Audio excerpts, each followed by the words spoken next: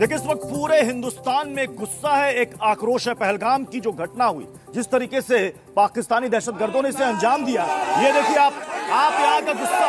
मैं इस वक्त पानीपत में मौजूद हूं और आप यहाँ पर ये हिंदुस्तान का गुस्सा, ये आवाज हिंदुस्तान से उठ रही है। हिंदुस्तान के कोने कोने से आवाज उठ रही है जो सीधे पाकिस्तान तक पहुंच रही होगी। और लोग बार बार यही कह रहे हैं कि पाकिस्तान से हिसाब होना चाहिए। हमारे साथ लोग भी जुड़ेंगे, हमारे साथ मशहूर कथावाचक देवकीनंदन ठाकुर जी भी हमारे साथ जुड़ेंगे।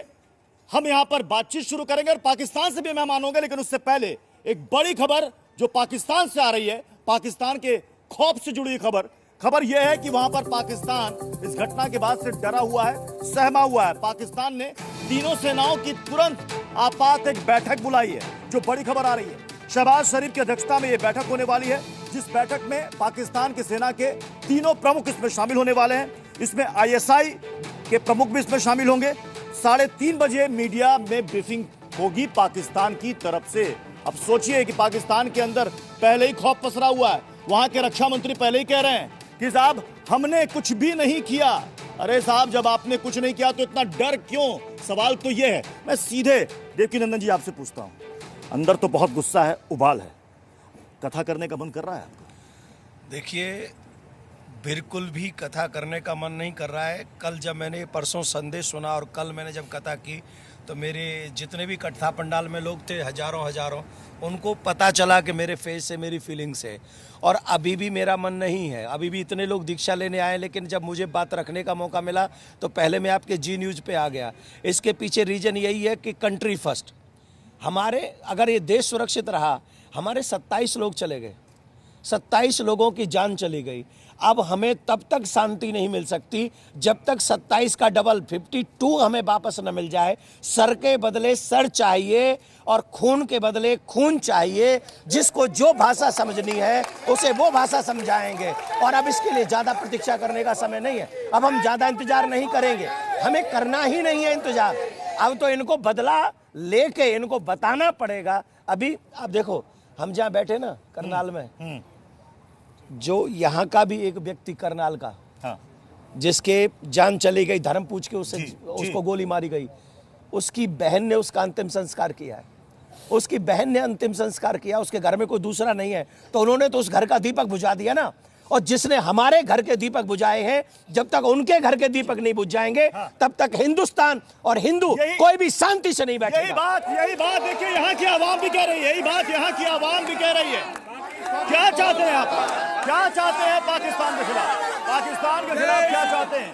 क्या चाहते हैं पाकिस्तान के खिलाफ? हम चाहते हैं पाकिस्तान किस कोख के ऊपर चोट हो जहां पे उग्रवादी पैदा होते हैं। हम चाहते हैं छोटा सा देश इजराइल जो 4 देशों से लड़ रहा है, और ये पिद्दी सा पाकिस्तान एक पेशाब की धार के अंदर हम उसको डुबो दें और वो हमारे अंदर ऐसा जहर घोल दे, हमारे बच्चों को मार रहे हैं।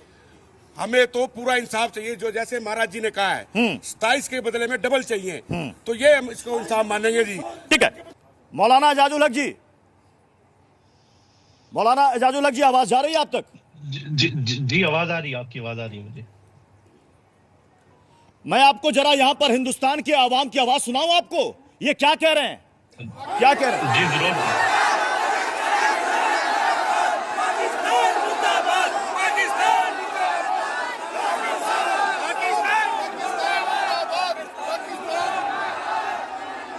आपने सुना?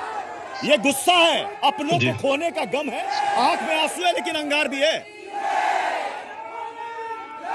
जी, कोई जवाब है आपके पास?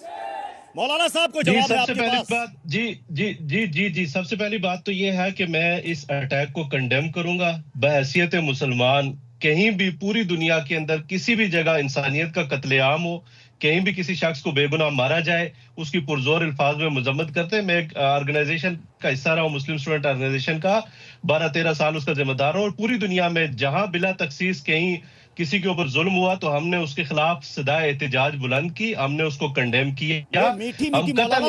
ये मीठी मीठी बातें बोलने में बहुत अच्छी लगती है कि हम कंडेम करते हैं। अरे आप एक बार क्या 1000 बार कंडेम करते हैं और 2000 बार आप हमला करवाते हैं। हमारे साथ देवकीनंदन ठाकुर जी हैं, जानते होंगे अच्छी तरीके से आप। पाकिस्तान में भी इनको देखा और सुना जाता है। आपसे कुछ कहना चाहते हैं देवकीनंदन जी? देवकीनंदन जी, मौलाना एजाजुल हक हमारे साथ है पाकिस्तान से। देखिए मौलाना, आप पाकिस्तान में बैठे हैं और आपने देखा होगा कि कश्मीर में जिस तरीके से पहलगाम में युवा बच्चों की, जिनकी 4-5 दिन 10 दिन पहले शादी हुई थी और उनकी हत्या कर दी गई, और उसके बाद आप ऐसा पैगाम दे रहे हैं। अरे लोग कहते हैं कि आतंकवाद का कोई धर्म नहीं होता। मैं कैसे मान लूं कि कोई आतंकवाद का धर्म नहीं होता, जबकि मैं देखता हूं कि जब आतंकवादी पकड़ा जाता है तो उसका एक ही धर्म होता है और वो आपके धर्म से आता है। ऐसी कौन सी शिक्षा है, ऐसा कौन सा शास्त्र है जो आपके बच्चों को आतंकवादी बना देता है और हमारे बच्चों को वो मारने के लिए पाकिस्तान से कश्मीर में पहुंच जाता है? ये किसने सिखाया है?